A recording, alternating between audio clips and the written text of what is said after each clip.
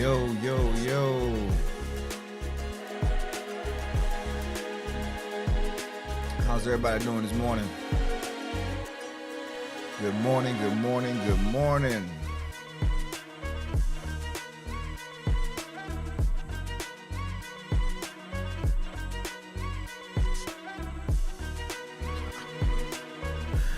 Oh, buddy. Gotta love it.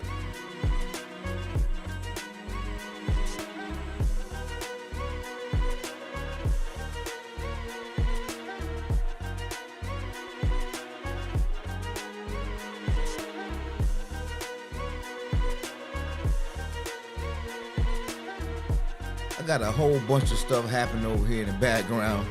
I know y'all see me. I've never looked quite so distracted this morning. But I first want to give a huge shout out to a person that is very near and dear to my heart, super special in my life, and somebody that there is probably absolutely nothing that I wouldn't do in this world. And that would be my firstborn. My firstborn. Today is her born day. Her born day. So I'm gonna probably drop a couple images on the screen this morning just because I am super proud of this young lady. I'm super proud of the things that she's accomplished, the things she's had to endure, and came out on the other side smelling like a rose. She is also giving me my first grandchild, and I'm super, super stoked about it. Look, I'm telling you, bro. One of the reasons why we do the things that we do in life is for our children. It's for our children. This is also the young lady who is, she's a trainer of men. She's on that trail. A trainer of soldiers. She's on that trail. She's doing amazing things. She's taking on the challenges of life, and she's meeting them head on, man. She's making a lot of great decisions. And I can't help but feel somewhat responsible. Because truth be told, we learn just as many things about what we should do as what we shouldn't do from our parents. So, be a part. You're never going to be perfect. You're never going to get it right. But every day matters with your children. Every lesson matters with them because they're always being informed. Which kind of leads us into today's topic. Common sense, it ain't that common.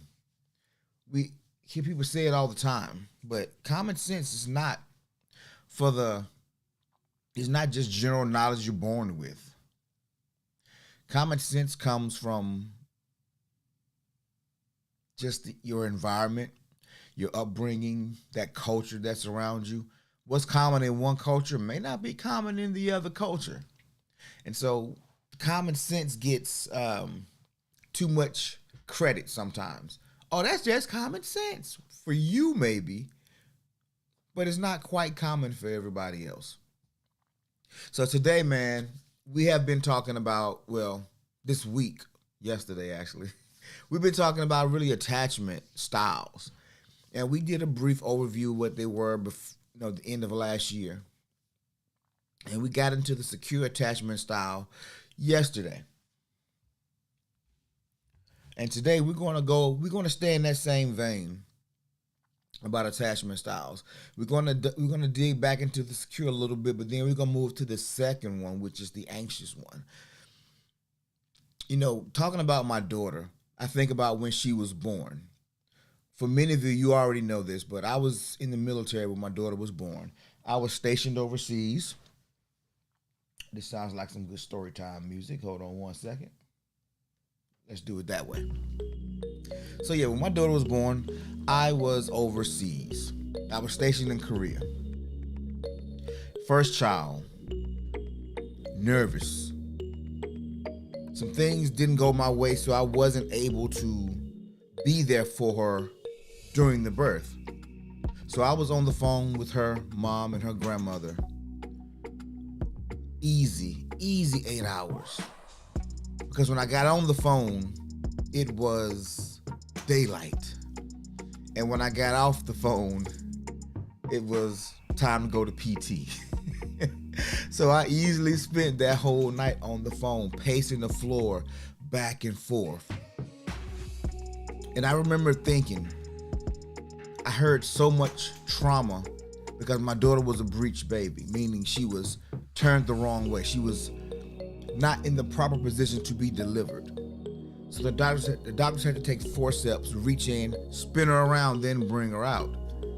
Now this is not only traumatizing for mom, the child, but also anybody who's watching, because childbirth is no given that you're going to come through on the other side. But the moment I heard her cry, the moment I heard her mother speaking, it was like my heart melted.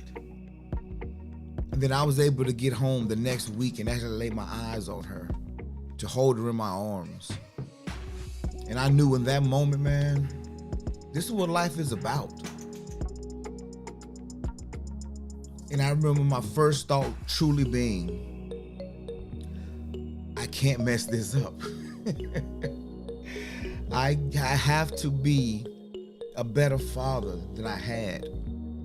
I gotta give this little girl everything. Everything, because she deserves so much, even though she hadn't done a thing. We call that unconditional love. There is no action required on the backside. It's just, I love you. You are a part of me. And there's nothing you can do that will ever change that. That, ladies and gentlemen, that's love. That's that parental love. Everything else, there's conditions attached. There are some conditions attached.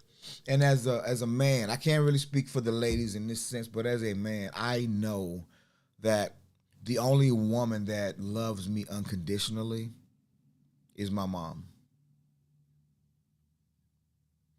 To everybody else, there's a stipulation attached to what I do, to how they love me.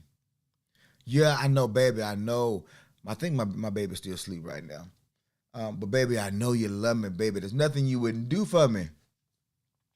But if I stop working,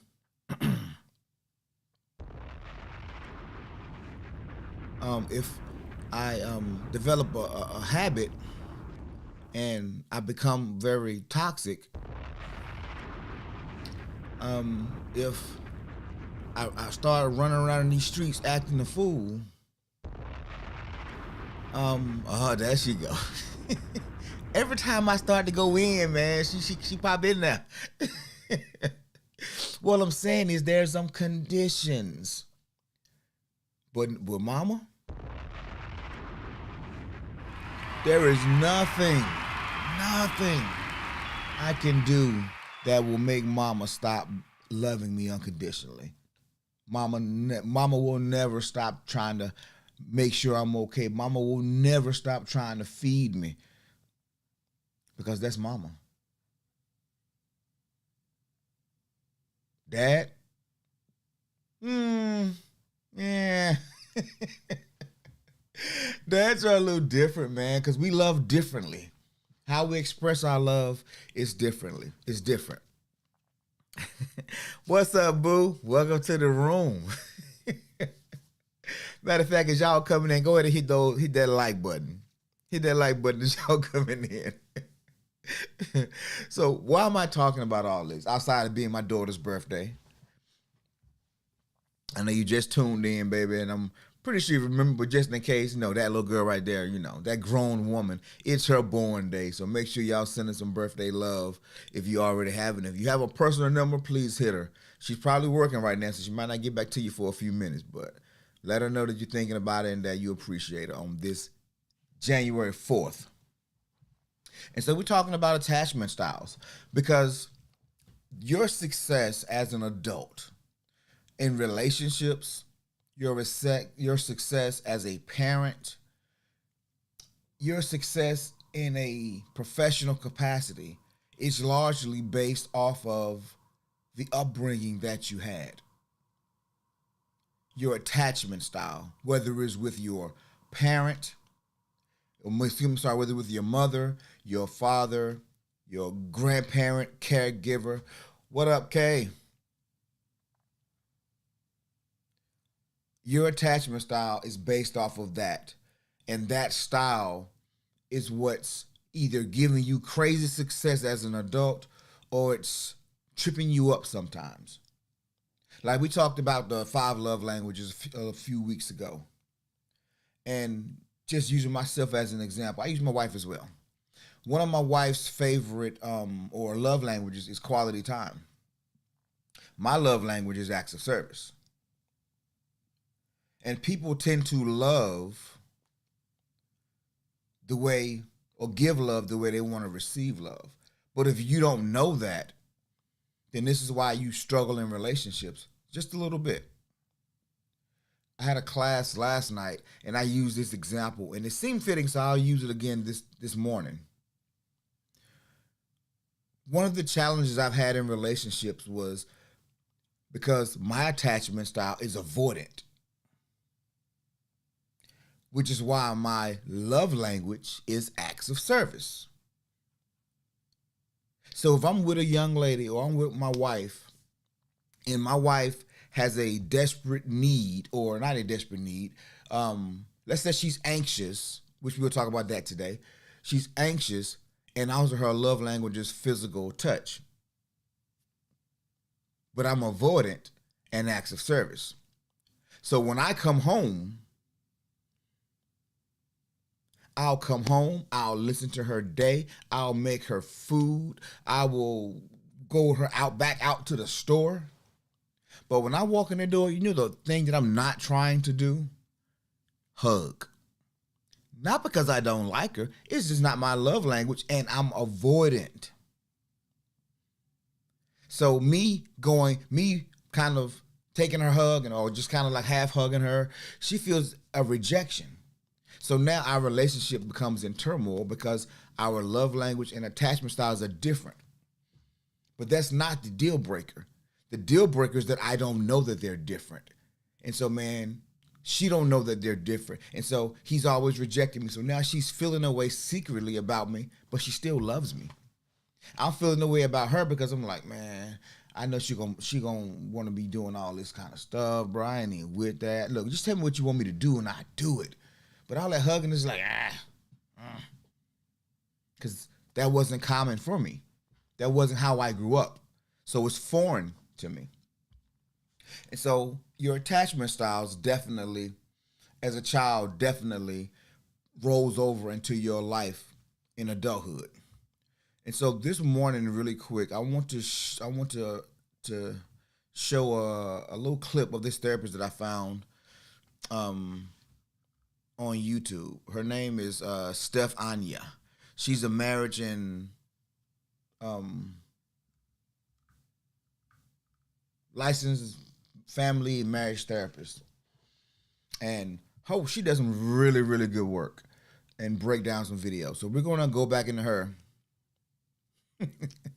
Don't be giving her that church hug.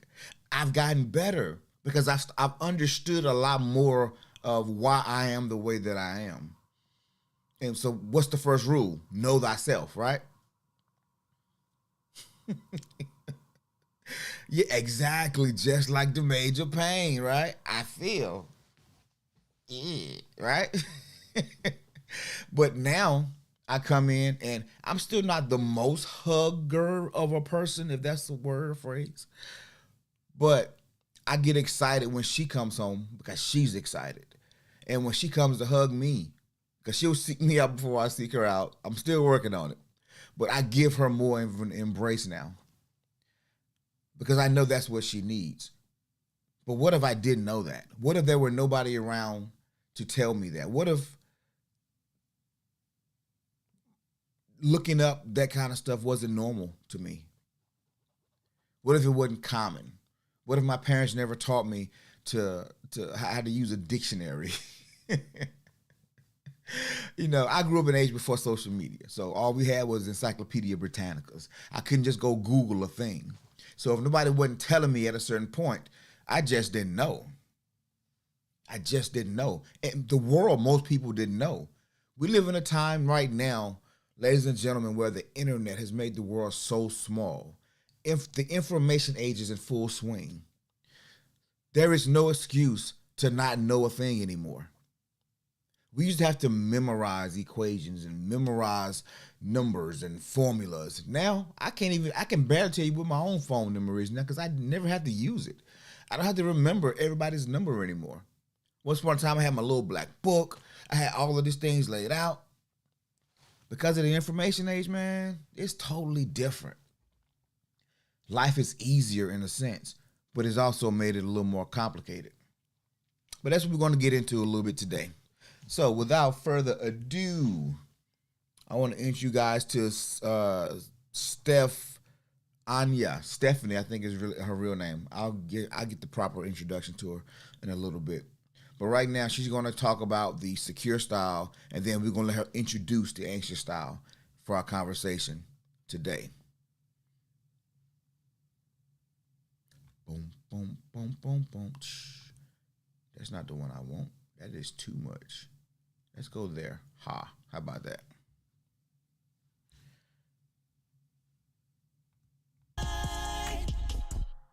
Attachment theory was formulated by John Bowlby. Later on, that work was continued by Mary Ainsworth, and it's basically the idea that our relationship with our primary caregivers, typically our mothers and fathers, those relationships really set the stage for the later relationships that we have in our life. From what we view as possible for us, what we view as safe, for our optimism, it can have a huge impact on our ability to connect with others or desire to trust others. Attachment is really thought of as kind of the foundation for all of our later relationships. And I've found with my clients especially that when we're having conversations, particularly around relationships in their life, whether they be work relationships, friend relationships, and especially romantic relationships, a lot of the ways that they interact with people who are important to them can be tied back to those earliest relationships that they experienced. And they also can be tied to trauma. And so our attachment styles can definitely be heavily impacted by trauma. But today we will not be talking a lot about trauma. I can do a separate video on that if you'd like. We'll be talking just specifically about the 4 different types of attachment styles that you'll see most often. All right, let me pause real quick. My guy just said, hold on. And I'm not sure why he said hold on, but I need to get some clarity on this. What is happening, my brother? D-Rock, talk to me, man. Talk to me. What's going on? Why are you saying hold on? Did something happen? Do you recognize somebody? Did somebody say something that made you do a double take?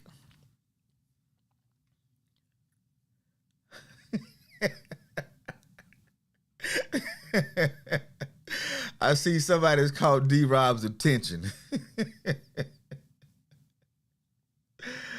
Oh, man. All right.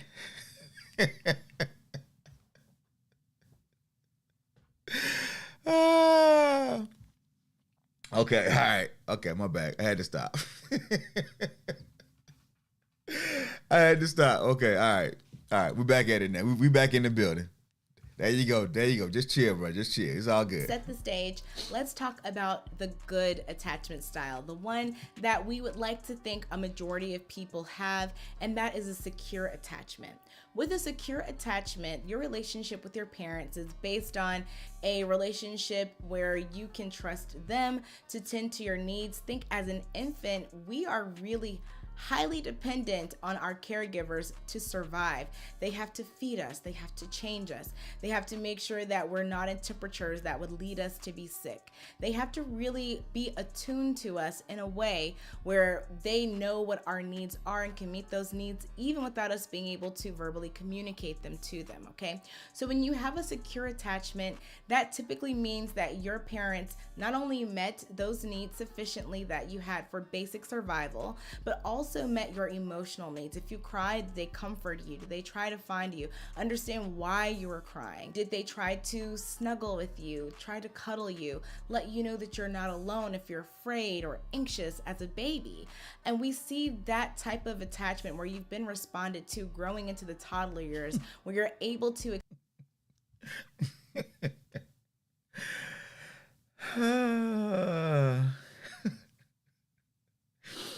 Yeah, that was my first thought. I'm like, wait a minute, yo.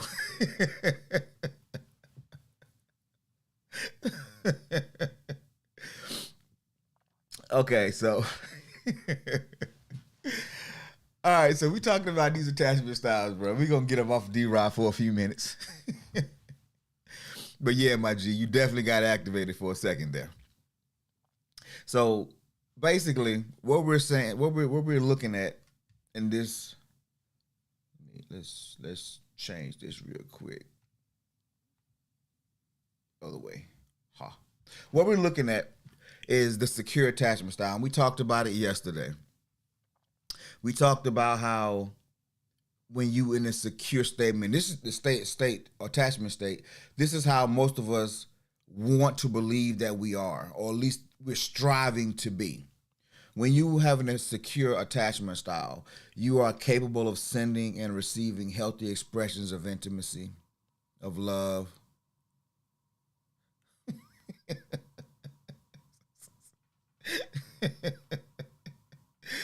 Oh man, I'm done chatting, bro. I'm trying to focus on this little cinnamon roll over here. But when we have that secure lifestyle, we enjoy our alone time. We enjoy partner time. There's a balance there. We have a positive view of relationships. We have positive views of ourselves.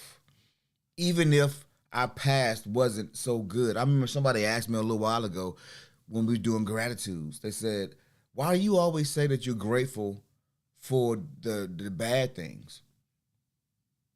And the thing is, I'm not saying that I'm glad that they happened. What I'm saying is I understand why they happened. I've allowed grace to be my guide instead of anger or regret or hurt. Because I understand now, even myself as a parent, I understand that as a parent, you do the best that you know how to do in the moment. Because you're raising a little person, but you are still needing some raising yourself. So you have imperfect people trying to raise people perfectly, if that's the bar, right? And so I'm grateful for those things, because if it had not been for those things, I wouldn't have had to learn the lessons and I wouldn't be the person that I am. And I'm happy with myself. I'm at peace with myself. And that tells me that I'm becoming more of a secure, attached style than I used to be. I was so avoidant.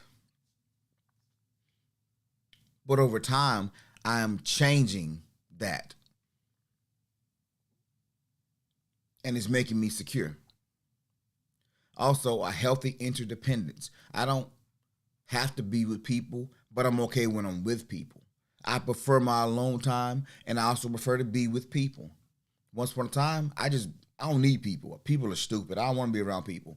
People just hurt your feelings and hurt your heart. I don't need that in my life right now. So I was putting up all these walls to get away from people, which tells me there is no balance. There is no balance. I have a harmony in my life now that I've never had before. And when my wife is around me, oh, I'm in Zen. When my wife is away from me, oh, I'm in Zen. I miss her, but I'm still in Zen, because I enjoy spending time with me just as much as spending time with her. But it wasn't always that way. Yep, you learn a lesson from the good or the bad. And a lot of times we hold our, especially as parents, we hold our shortcomings with our children and we let that inform who we are. And then we have regret, we have anger, or we just avoid the feelings of anything. We don't like accountability, we don't like responsibility, and that's just creating more walls and more barriers. All right, but let me stop chatting. Let's get back to the little to D Rob's little cinnamon roll here, a little honey bun. Explore and crawl. When you've got that secure attachment, that parent represents a secure base for you.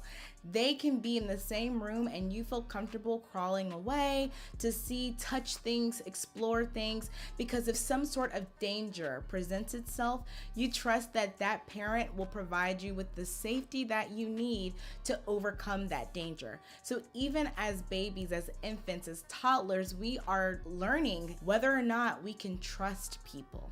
And so when you have a secure attachment, essentially that parent represents security. They also represent a safe haven. So when you are feeling afraid or anxious or terrified, you can go to them and feel that they are able to protect you. So that is secure attachment. Now, let's talk about an attachment style that is something I often work with my clients, which is an anxious attachment. Okay. So yeah, before we get into the anxious one, I want to expand on this just for 1 second. Uh, One of the primary ways because I work with a lot of men, and people will sell you a story sometime, and sometimes they believe it, sometimes they know it's a lie, but people will try to sell you on something. And I've always judged the man that I'm potentially going to do work with, partner with, business with, whatever, even friendships. I keep my eyes open and my ears open, and I listen and I see a lot. But I don't fully make my judgments about how much I let a person in. Hey boo, how you doing today? I wait until I meet their children. I wait until I meet their spouse, their girlfriend, their significant other. And that's how I determine it. Because that child will tell me what kind of person this parent is. There's a playground example that they use to kind of talk about these attachment styles, right? And the secure child, you take your kid to a playground in a random neighborhood. Maybe it's yours, maybe it's the one across the way from yours. But you take your child is maybe 4 years old. You take them to this random playground and you say, all right, go play. And the child immediately takes off and runs, finds somebody to play with. Now they're swinging from the little bars, or they're in the swings, or making mud pies or what have you. That's a great indication that that child is very secure. That's a good indication that that parent is providing a balanced household for that child. But what happens when the child, you said tell a child to go play, and that child just kind of eases out there and slowly and just goes to one area and just stands there and looks at the other kids play, keep looking back, at the mom like, you gonna come guide me over here? Well, that child is probably anxious. That child probably has an anxious attachment style. What about the child that just goes off just in the old on the into the sandbox? Our other kids are on the jungle gym. This kid goes to the sandbox, just plays by himself. So you see where I'm going with this? You guys have noticed all these things with children, with people. You've noticed all these things, but you never recognized it for what it is. This is why, like in the parenting work that I do, I often make the correlation between whether your child is 2 years old or your boyfriend or your husband or your wife is 22 years old. It's the same stuff.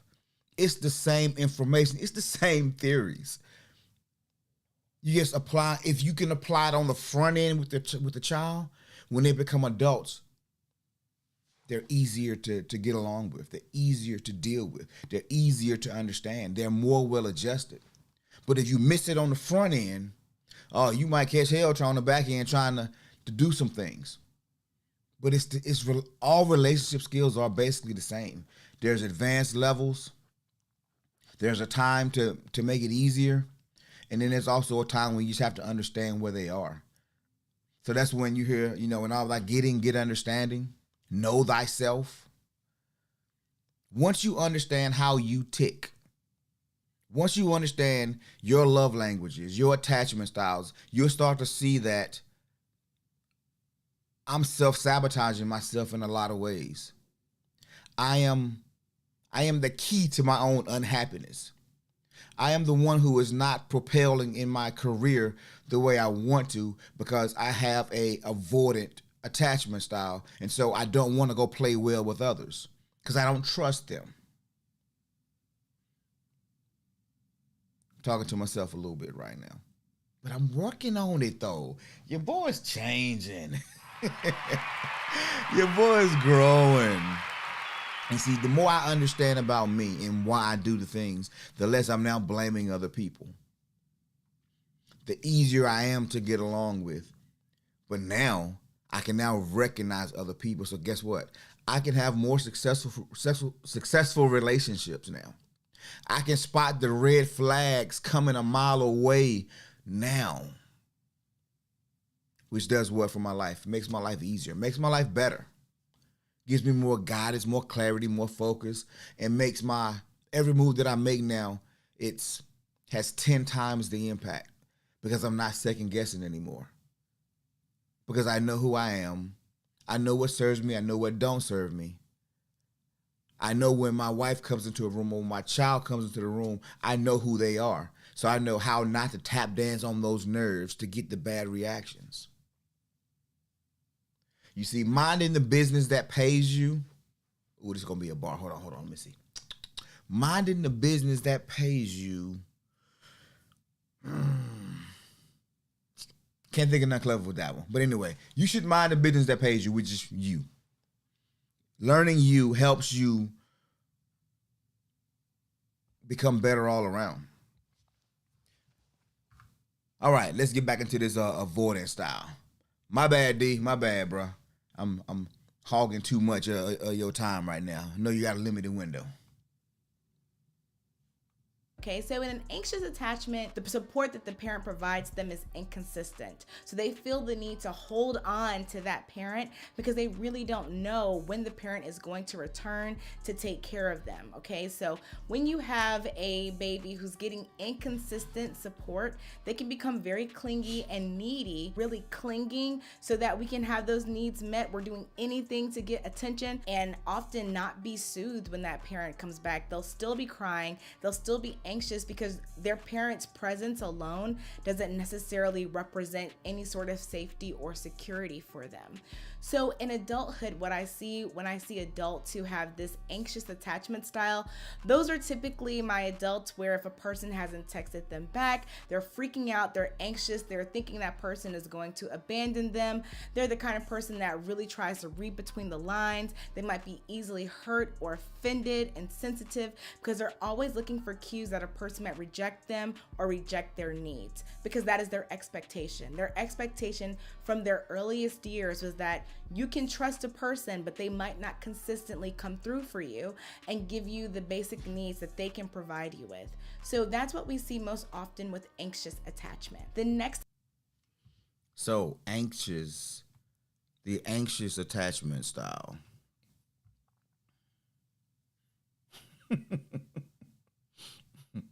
All right, bro, you be safe out there, man. You be safe out there, bro, for sure, for real. And so once we get out of the secure attachment style, we're now moving into the insecure styles. And it's 3 of the insecure. Only 1 of the secure, but 3 of the insecure. And so the first of the insecure is the anxious style. And the anxious style, these are those people that we would qualify as clingy or seeming needy. They are the jealous or the possessive types. They need frequent validation. Not just you did a good job, but okay, I did a good job. Okay, how did I do the good job? Why did you like it? Okay, I need to do more of this. And they have this need to please, and they always needing this constant validation, which is why I've been in those relationships where I will get a text, and anybody who knows me, I done showed y'all my unread emails. My phone, like when I do this show, I sit my phone here. I'll get 15 messages during the show time, and then I'll look back at somebody and say, "Hey man, your audio level was off," or this, because it's like when I sit my phone down, I don't think about it. And so, if you are having an anxious attachment style, we're probably not going to be vibing a lot, because I'm not going to be giving you the validation that's needed.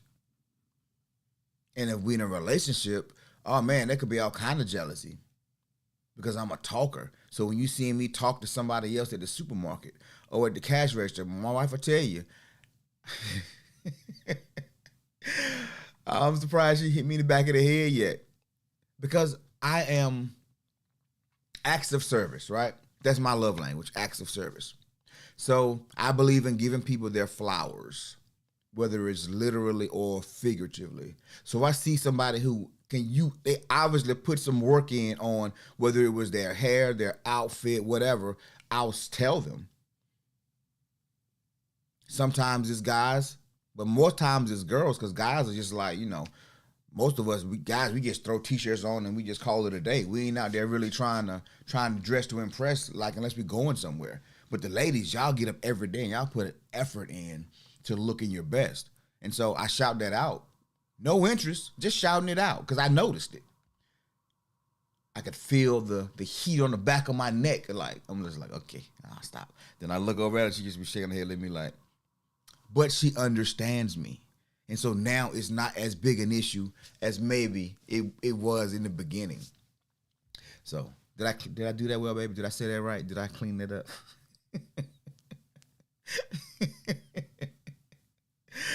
Oh, yeah, see, very secure. There she go. See, she good.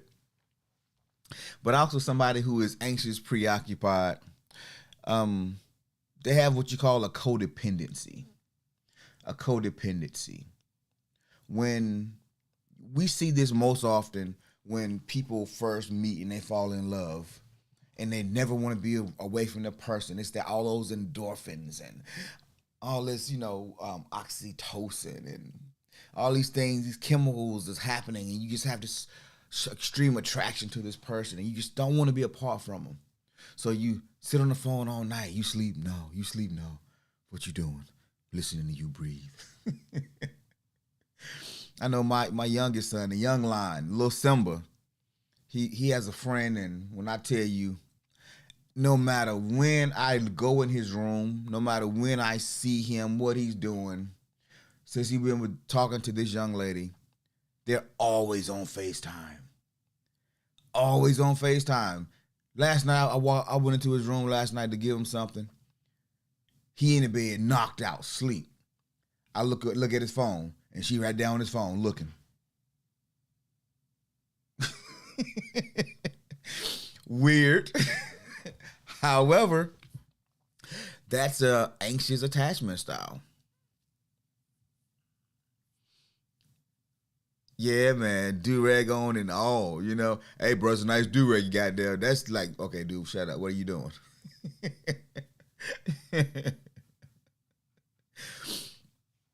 So, parents, when you look at your children, no matter what kind of job you think you've done with them, so weird. No matter what kind of job you think you've done with them, they will develop an attachment style based off how they perceive life, how they perceive their situation. It gives you more insight into how you can better parent them. Because regardless of the attachment style, it doesn't mean you did a bad job. It doesn't mean you done this or that more. It just means you need to shore up a few things over here to give your child a better style so they're more balanced as they grow up. I mean, we had a family gathering on Sunday, and he brought her to the family gathering, and I knew it was her instantly because she had the same expression on her face that she have when she on the phone, which is kind of blank. She looks mature for her age, but and I don't know who.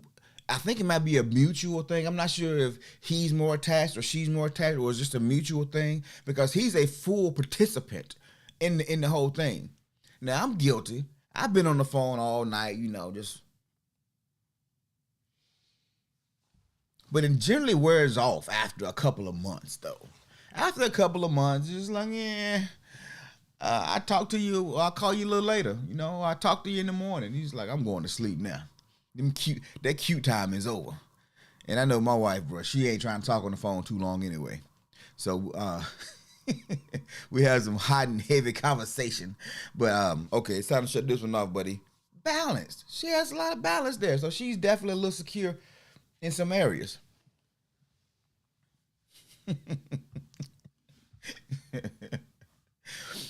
So that's the anxious. So far, put a 1 in the chat if you lean heavier, more secure, or you lean heavier, more anxious.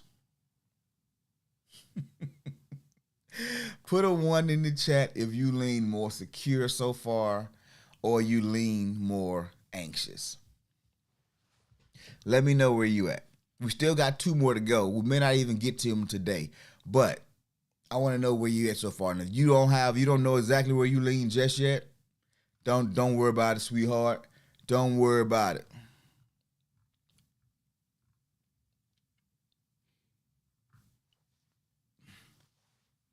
I do want to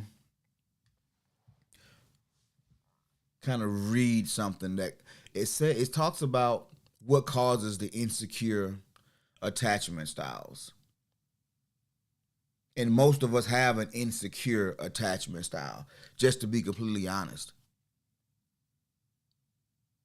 We have secure moments, we have secure periods, but then something happens that throws us off balance or throws us out of whack.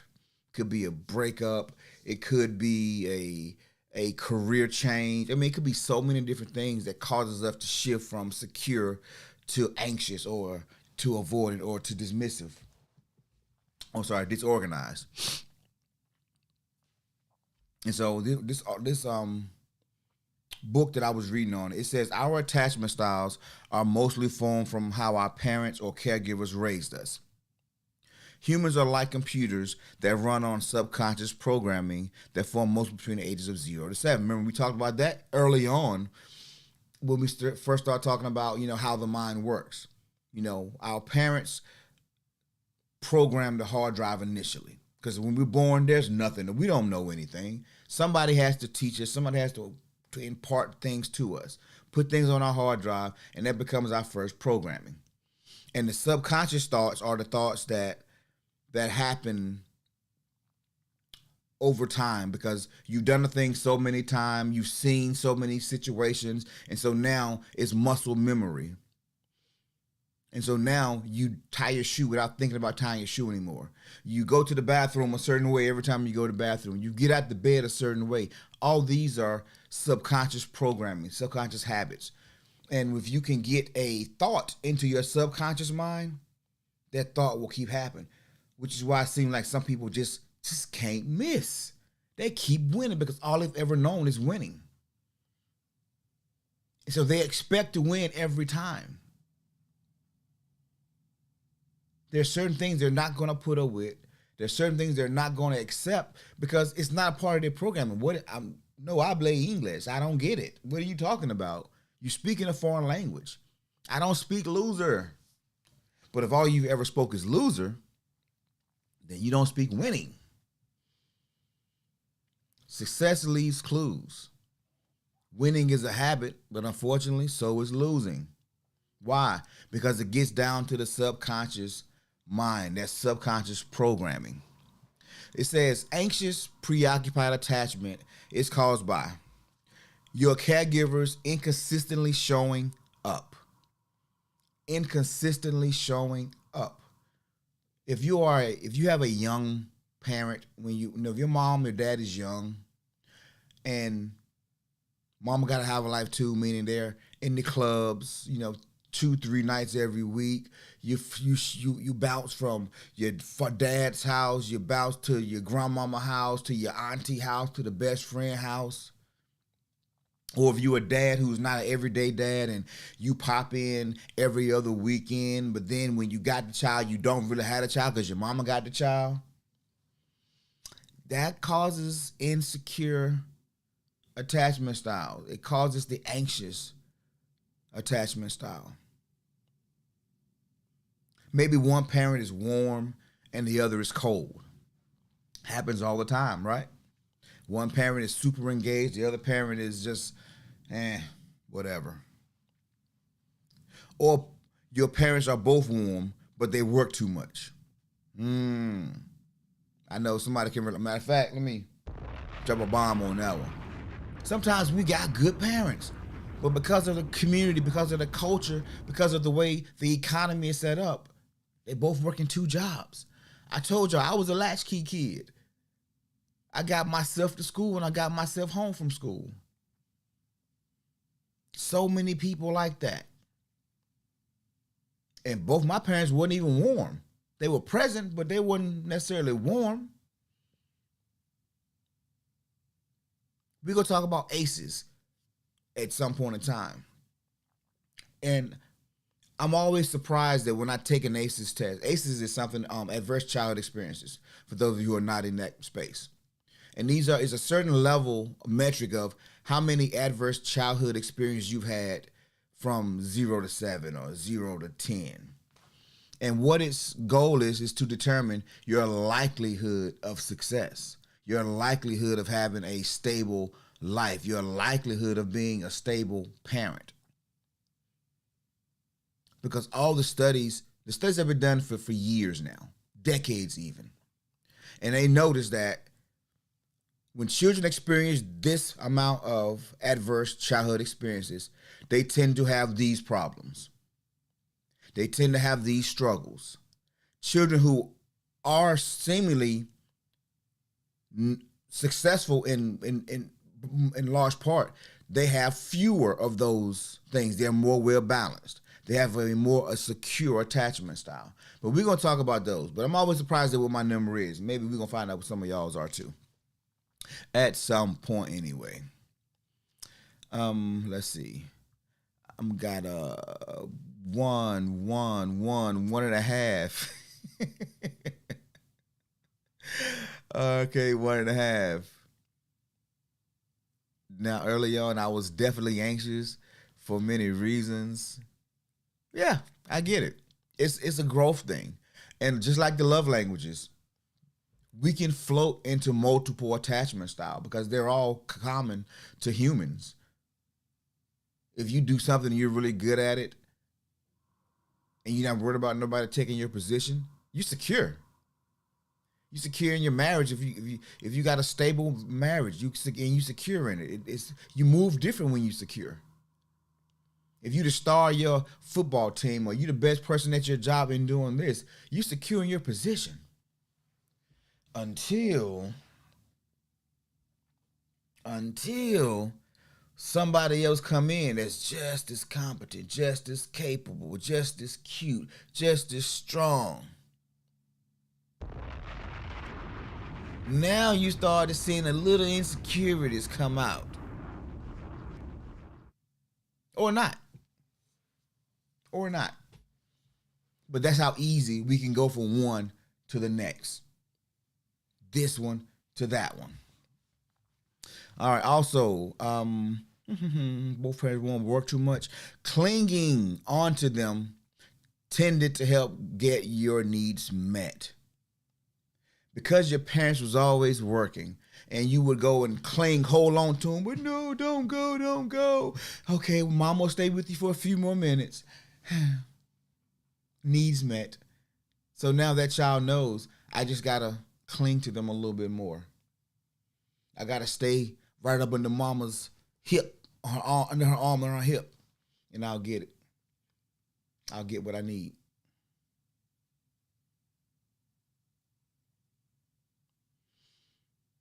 They says it can also be caused by parents who relied on their children to meet their emotional needs. So the child feels like they're taking care of the parent. We see this a lot with I call them husbands. I've been calling them husbands for a long time. But what I'm referring to is son husbands. Um, about maybe 6 months ago, I was conducting a class, and a young lady, she had her son. Her son was probably 2.5, 3 years old, and she was already talking about that her son was going to be her retirement plan. She didn't say those words. That's just how I interpreted it. But her son, she was raising her son right now to take care of her when she gets older. And I could see in their relationship that she was putting a lot of her emotional needs on him for companionship. And the crazy part is she wasn't even 30. She's not even 30. But she's already resigned to the fact that she's not going to have companionship. Her son is going to be her lifelong companion. People do the weirdest things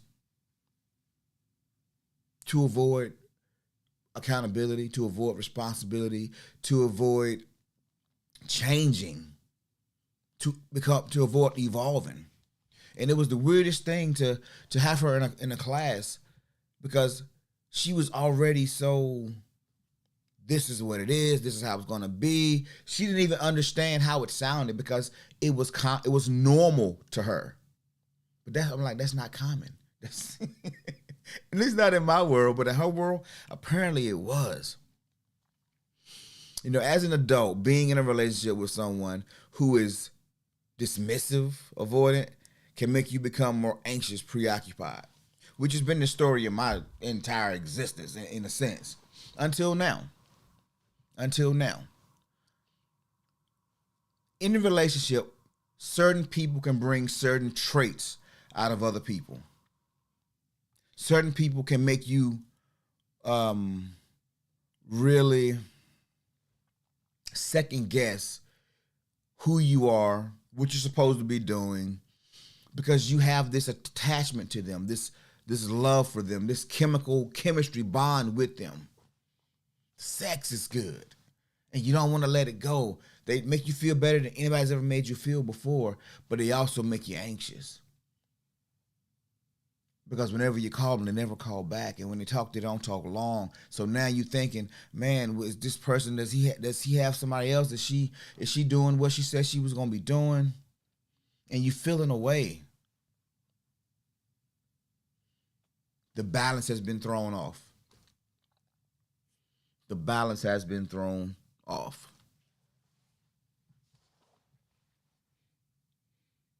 So this is one of the primary reasons why I wanted to start the year off talking about attachment styles. Because if you can understand what your attachment style is, you understand what other attachment styles there are, you can better predict the shifts in your life. You can become a better, more informed parent, but you can also detect the BS that's coming into your life from other people. Because everybody don't come with good intentions. Some people are so toxic, all they want is toxicity. They don't know how to love any other way because toxic is just normal now. But their relationships are not healthy. They're not whole. They are just surviving. They are just surviving. And I'm sorry, but just surviving is truly not enough. Just surviving is truly not enough. We want to thrive. We want to be in spaces where we're happy, not just with our work, but with our home life, with our families, with our friendships. Will there still be rocky days? Of course, it's life. but the ability to adjust in healthy ways is the goal. So I know we only 2 in right now. We got 2 more to go, which we'll tackle them tomorrow. D-Rob, bro, your honey bun will be back tomorrow. She'll be back tomorrow, bro. So tune in. We'll finish this up tomorrow. But life truly is what you make it. And that's the hard part about life. You have to be locked in. You have to be tuned in to make it, to understand that everything that has happened, everything that you've been exposed to, it's all been for some reason, some purpose, some place to get you to another place, to get you to a better, more informed place. And that's what life, honestly, is truly about. It's becoming. It is learning. It is growing. And so as we get into the other 2 tomorrow, you'll get a chance to get a fuller, more complete picture. And I truly believe that this year is going to be a great year for all of us. And I'm trying to lead by example. Because it's acts of service, my love language. Because it's my duty, it's my responsibility to be a shepherd of the words that I speak, of the philosophies that I teach. How can I expect anybody to follow me if I'm not setting an example that's followable? Fellas, how can a woman follow you if you parked, if you're not moving? You can't follow a parked car, you're just gonna stand there and look stupid, right? Ladies, how can a man choose you to be his wife when you're not a wife? Ladies, fellas, how can a woman choose you to be a leader when you're not a leader? We have to grow and develop. We have to become the best versions of ourselves to get the best outcomes. So, gonna go ahead and get out here today. I gotta make some moves early this morning, but I was excited to have this conversation. I feel like I'm getting my groove back a little bit. That time off was neat.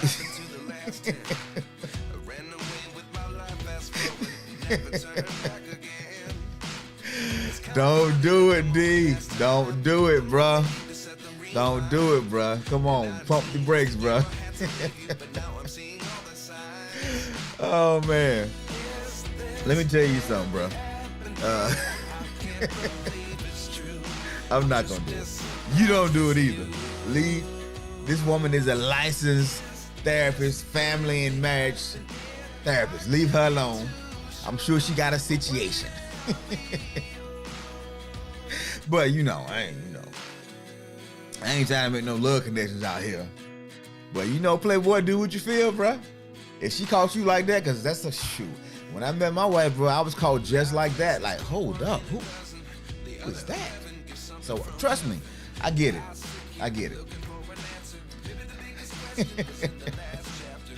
But yeah, man, I think 2024 is going to be a good year for us all. It's going to be an exciting year for us all. Only if you are intentional about it, though. Only if you are aspiring to be better. Oh, see, Cuzzo spotted it, man. I thought I saw it, bro, but I ain't want to be the one to say it. I'm not. She intimidating. Hey, bro. People that are about their business, they do project a different energy. And that's what we all trying to get to, right? We're not trying to self-sabotage anymore. We're not trying to put these boundaries and these walls up.